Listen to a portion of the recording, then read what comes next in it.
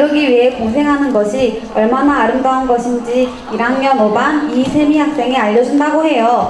그럼 이세미 학생을 만나러 가볼까요? 이세미 학생 나와주세요. 여러분 안녕하세요.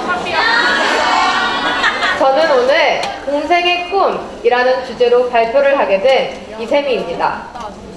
여러분, 오늘 제가 해드릴 이야기에는 공생과 꿈이라는 두 단어의 의미가 아주 중요한 핵심이 됩니다. 그렇다면 공생과 꿈의 뜻은 무엇일까요? 공생, 서로 도우며 함께 삶. 꿈, 실현하고 싶은 희망이나 이상. 꿈에는 반드시 공생이 동반되어야 한다고 생각합니다. 왜일까요? 여러분 혹시 드라마 별그대의 재경이 아시나요? 큰 화제를 몰고 다니며 인기를 종영한 드라마 별에서 온 그대의 등장인물이었던 이재경은 물불 가리지 않고 심지어 살인까지 감행하며 오로지 자신의 사회적 성공만을 위해 살다 결국 감옥에 가게 됩니다. 인간미 없던 그의 꿈이 그를 그렇게 망치고 말았던 안타까운 이야기였죠. 그럼 이제 본론으로 들어가 마치 이재경과도 같았던 다른 사람들의 이야기도 살펴보시죠. 여러분 혹시 영화 해리포터 모르시는 분 계시나요? 대부분 알고 계실 거라고 생각합니다. 여기 못생긴 사람은 영화 해리포터에서 온갖 나쁜 일만 골라 했던 어둠의 마법사 볼드모트입니다. 순수 혈통을 지향했던 그는 자신의 아버지가 마법사가 아니었다라는 것을 알게 되자 자신의 가족이었던 리들가를 모두 살해합니다. 이러한 파렴치하고 끔찍한 일을 저질렀던 볼드모트에게도 꿈이 있었습니다. 바로 영원한 삶을 사는 것과 마법사 세계뿐만 아니라 머글이라 불리는 평범한 사람들의 세계까지도 자신의 손안에 넣는 것이었습니다. 볼드모트의 이런 꿈을 이루기 위해서는 자신의 영혼을 나눠두었던 딱총나무로 만든 지팡이가 필요했는데요. 이 지팡이를 얻기 위해 볼드모트는 급기야 지팡이들의 소유자들을 죽이기까지 합니다. 또 불멸의 마법인 호크룩스를 얻기 위해 자신의 가족, 친구를 포함한 6명의 사람들을 죽음으로 몰아넣습니다.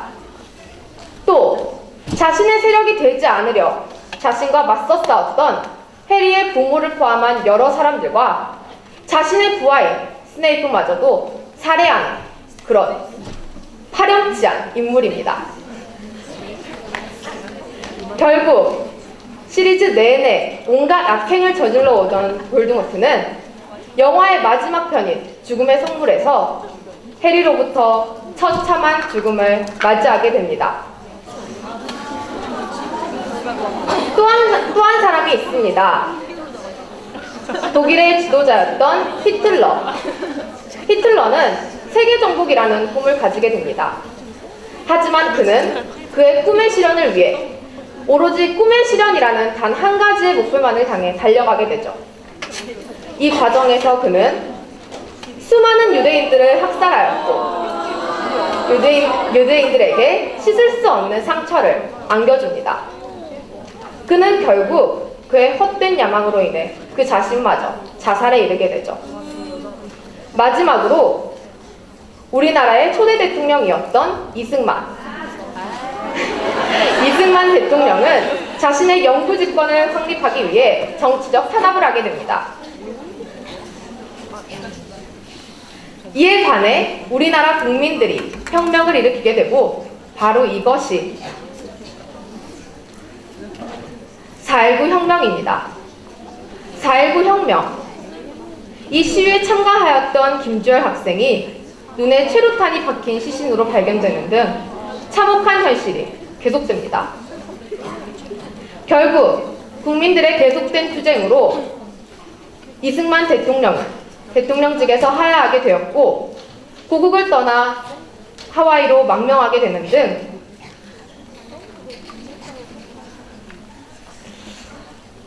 우리나라 역사에 수치로 남게 됩니다. 그렇다면 여러분께 질문 한 가지 드리겠습니다. 여러분은 달리실 때 어떤 자세로 어떻게 뛰시나요? 그냥 앞만 보고 무작정 뛰시나요? 정말 이렇게 뛰시는 분 있나요? 이렇게 뛴다면 나 옆 사람과 부딪혀 넘어지고 다치게 되죠? 바로 이 사례들이 모두 오로지 공생하지 않는 꿈을 위해 앞만 보고 달려가다 나 자신뿐만 아니라 다른 이들에게까지도 피해를 준 이들의 이야기였습니다. 여러분, 이래도 정말 앞만 보고 뛰시겠습니까? 공생을 한다면 얼마나 유익하고 모두가 행복해질 수 있는지 앞의 사례들과는 달리 모두를 살리는 행복한 꿈을 꾸고 또 그 꿈을 이루신 다른 분의 이야기도 살펴보시죠. 여러분, 이게 무엇일까요? 네, 훈민정음, 한글입니다.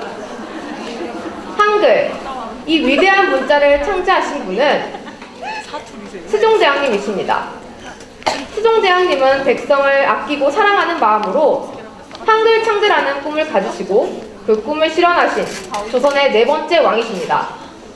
평소 어려운 한자를 사용해왔던 우리 백성들을 안타깝게 여기신 세종대왕님께서는 백성들을 위한 문자를 창제하겠다는 꿈을 가지시게 되시죠.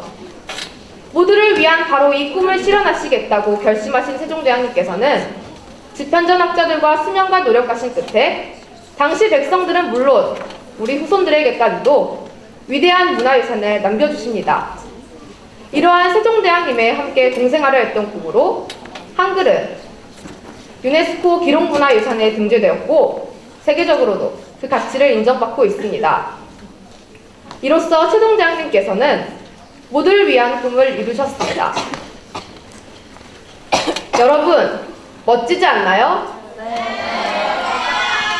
모두를 위한 꿈, 정말 쉽진 않지만 여러분들도 마음만 먹는다면 히틀러보다는 세종대왕님처럼 모두가 존경하고 본받고 싶어하는 그런 찬란한 역사가 되실 수 있습니다. 그렇다면 우리는 어떻게 공생하는 꿈을 꾸고 그 꿈들을 이뤄나갈 수 있을까요? 제가 그 방안 3가지를 제시해 보려 합니다. 공생하는 꿈을 위한 3단계. 첫째, 주변을 돌아보세요. 무작정 앞만 보고 뛰기보다는 여러분의 주위를 한 번만 돌아봐 주세요. 고개를 돌려 주위를 살펴본다면 여러분들과 주변인들의 행복의 출발점이 될 수 있습니다. 무엇이 부족한지, 무엇이 잘못되고 있는지 여러분의 주위를 한 번만 돌아봐 주세요. 둘째, 모두가 함께하는 멋진 미래를 설계하세요.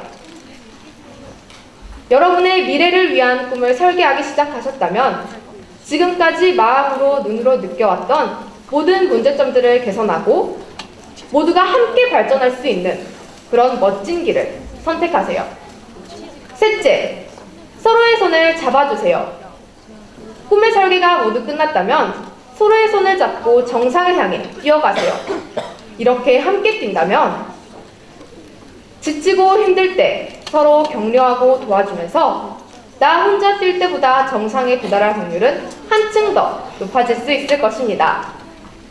마치 피 튀기는 전쟁터처럼 보이는 미칠 듯한 경쟁으로 과열된 요즘 같은 세상, 잠시 레일에서 벗어나 넓은 마음과 눈으로 여러분의 주위를 한번 돌아보시는 게 어떨까요? 여러분은 누구입니까? 히틀러입니까? 세종대왕입니까? 지금까지 발표자 이세미, 김정은, 장윤정, 김보경이었습니다. 감사합니다.